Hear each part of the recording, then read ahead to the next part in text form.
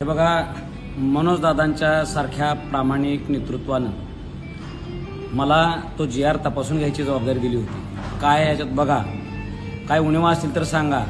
आणि तिथंच आम्ही तपासलो। त्याच्या शब्दांमध्ये बऱ्याचपैकी पद्धतीने फेरफार केला गेलेला आहे, त्याच्यामध्ये कन्फ्युजन ठेवलं गेलेलं आहे, जेणेकरून येणाऱ्या हजारो मराठ्यांना, येणाऱ्या अनेक पिढ्यांना त्याचा त्रास होणार आहे। मनोज दादांना अनेक वकिलांनी घेरले आणि त्यांना मिसगाईड केलेलं आहे।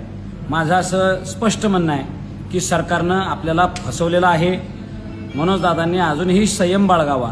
आम्ही त्यांच्या नेतृत्वात लढायला आजही तयार आहोत। ते आमच्यासाठी दैवत आहे। पण त्या GRचा बारकावा जर आपण वाचला तर आपल्याला त्याच्यातल्या अनेक उणिवा लक्षात येतील। हा GR कोणाला लाभाला मिळू शकतो? ज्यांच्या नोंदी कुणबी, मराठा कुणबी किंवा कुणबी मराठा अशा असतील, अशा लोकांना त्याचा लाभ होईल। बरं, मग ह्यात वेगळं काय आहे? शिंदे समितीनं तर ते आधीच शोधलेलं आहे। बरं, अजून सोप्या भाषेत सांगतो, ज्या ज्या लोकांना शिंदे समितीच्या माध्यमातून नोंदी मिळालेल्या आहेत त्यांनाच तेवढा ह्यातला फायदा होणार आहे। दुसरी गोष्ट सांगतो, ज्या गावांमध्ये मराठा समाजाला नोंदच सापडलेली नाही अशाला अजिबात काही लाभ होणार नाही। आम्ही असाच ग्रह करत होतो, समजत होतो की हैदराबाद गॅझेटियर लागू करणं म्हणजेच तिथले सगळे मराठे कुणबी आहेत किंवा मराठा कुणबी आहेत किंवा कुणबी मराठा आहेत, असं त्याच्यामध्ये कुठेही स्पष्टता नाही। आणि हैदराबाद गॅझेटियरच्या बाबतीत अनेक कायदेतज्ञांनी माझ्याशी चर्चा केलेली आहे। ह्या GRला सुद्धा चॅलेंज करता येईल। याच्यातनं मराठ्यांच्या हातात पदरात काही मिळालेलं नाही। माझ्या दादांना ही विनंती आहे, दादांना मी हे सत्य सांगत असताना त्यांच्या जवळच्या लोकांनी मला थोडंसं दूर केलं, नंतर दादाने सुद्धा मला थोडंसं दूर केलं। पण जे त्यांनी जर माझ्यावर जबाबदारी दिलेली असेल तर एक छत्रपतींचा मावळा म्हणून, एक खानदानी मराठा म्हणून सत्य सांगायचं धाडस मी दादांना तिथं केलं।